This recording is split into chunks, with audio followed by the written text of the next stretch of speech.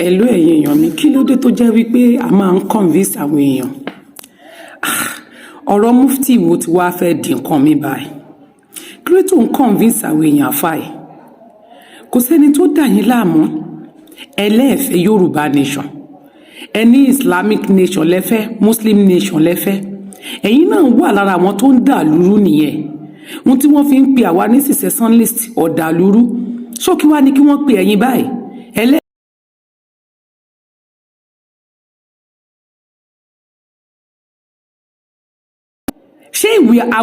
Are we come from Islamic country? Ṣé ìlú Ọ̀ràbùlà ti wá ni? Adẹ̀rí àwọn àgbààgbà lèmọ́mù kan jẹ́ Islam tí wọ́n rí mufti bó ṣe ṣe. Wọ́n rí àwọn ọba yín wà ń bẹ́ẹ̀ tí wọ́n rí nǹkan tẹ́ ń sọ ẹ̀.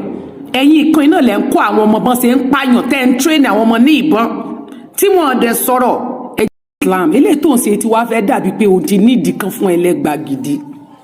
Nígbà tí ìṣe wípé bóyá nǹkan mi àwọn nǹkan dẹ́ rí pé mufti tẹ́ ń wò yìí ó ń da nǹkan rú. Ẹ wo ọ̀pọ̀lọpọ̀ àwọn ọmọ tó kójọ sí abẹ́ tó ti convince wọn. Ẹ wá ń kọrin, ẹ wá gbọ́n, gbogbo yín wá dàgbà ẹ̀ dánú, ẹ wá kóra yín jọ irú ròǹbòrò, ẹ wọ́n bẹ́ẹ̀ ti kóra yín jọ. Yorùbá nation kọ́ lẹ́fẹ́. Fúlàní ṣe máa dìbìjú Fúlàní Yorùbá. Ẹ ṣe máa dìmáàdì fún Yorùbá ọmọ original. Ẹ̀yin tó jẹ́ pé Fúlàní ni yín, ẹ wá gbé ilẹ̀ Yorùbá ni.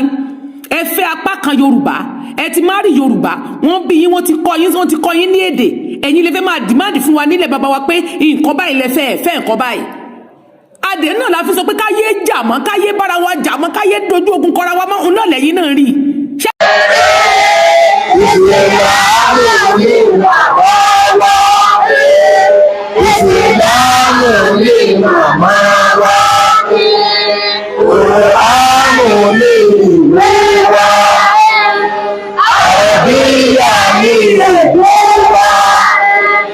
Yorùbá nation kò ní ṣẹ̀ṣẹ̀.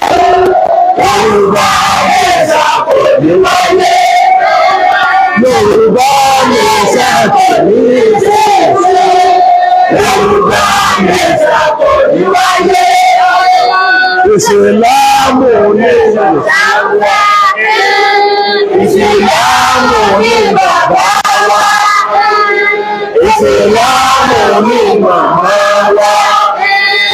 Kùránì ní ìwé wa. Àràbíyà ní ìwé wa. Yorùbá nation kò ní ṣẹ̀ṣẹ̀. Yorùbá nation kò ní wáyé. Yorùbá nation kò ní ṣẹ̀ṣẹ̀. Yorùbá nation kò ní wáyé. Ìsìlámù nation là ń fẹ́. Ìsìlámù ní bàbá wa. Ìsìlámù ní ìyá wa. Kùránì ní ìwé wa. Àràbíyà ní ìwé wa. Yorùbá nation kò ní ṣẹ̀ṣẹ̀. Yorùbá nation kò ní wáyé.